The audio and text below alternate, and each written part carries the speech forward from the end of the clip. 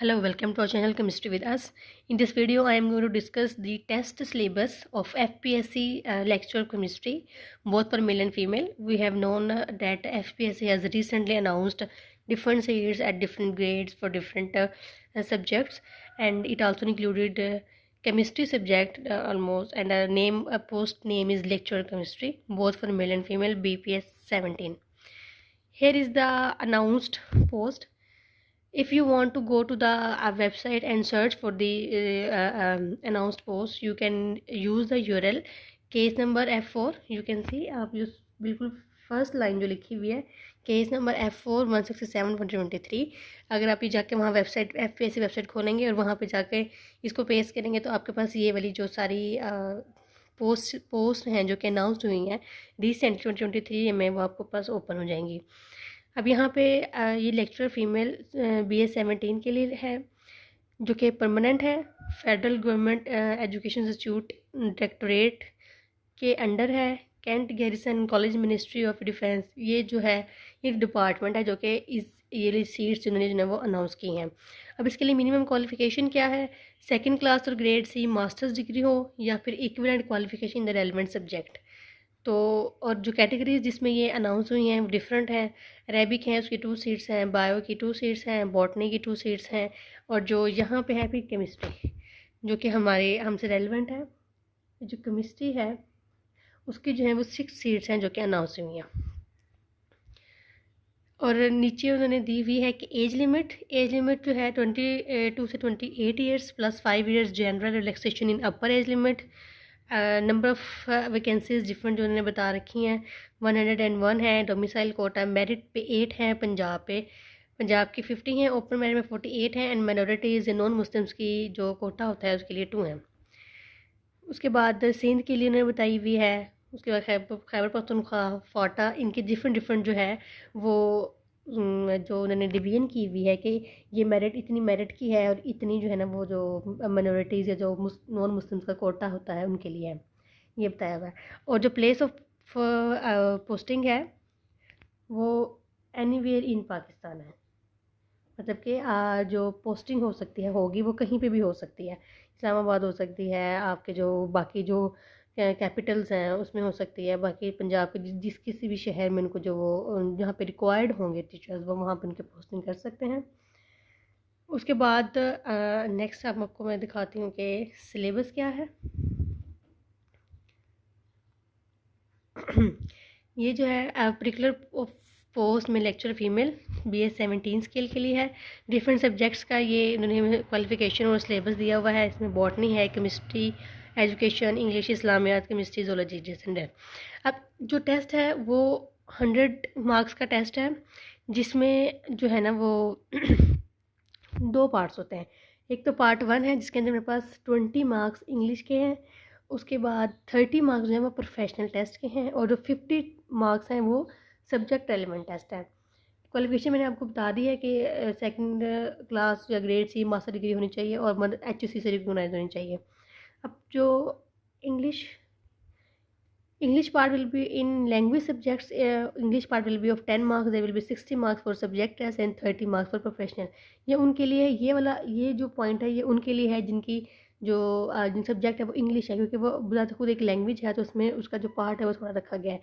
लेकिन हमारा जो साइंस सब्जेक्ट है उसके लिए जो जितने भी साइंस सब्जेक्ट्स हैं केमिस्ट्री, बॉटनी, जोलॉजी, उन सब के लिए जो इंग्लिश के नंबर हैं वो 20 हैं, और जो सब्जेक्ट के जो मार्क्स हैं वो 50 हैं, और जो प्रोफेशनल टेस्ट जो होता है उसके 30 मार्क्स हैं।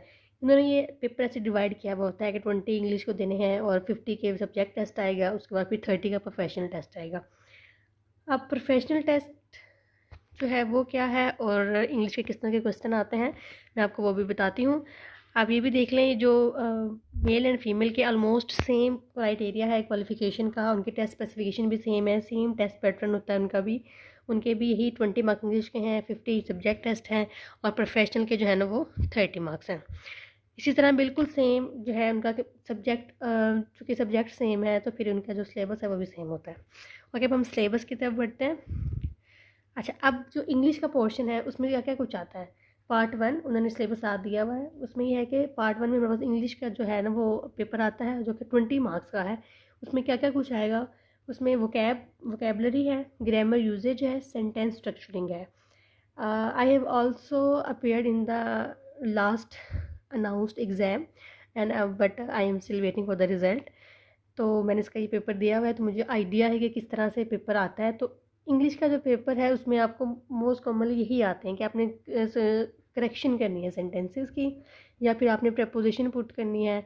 वोकेबलरी आपकी बहुत स्ट्रॉन्ग होनी चाहिए। अगर आपने जो इनफैक्ट वोकेबलरी तो अगर आप कोई भी पेपर देते हैं, कोई भी एग्ज़ाम में, किसी भी एग्ज़ाम में अपेयर होते हैं, तो वहाँ पे अगर इंग्लिश का पोर्शन आएगा तो उसमें वोकेबलरी तो मस्ट है कि उसमें से आप उसमें वो 2 से 3 क्वेश्चन जो है ना वो वोकैब के पूछता है।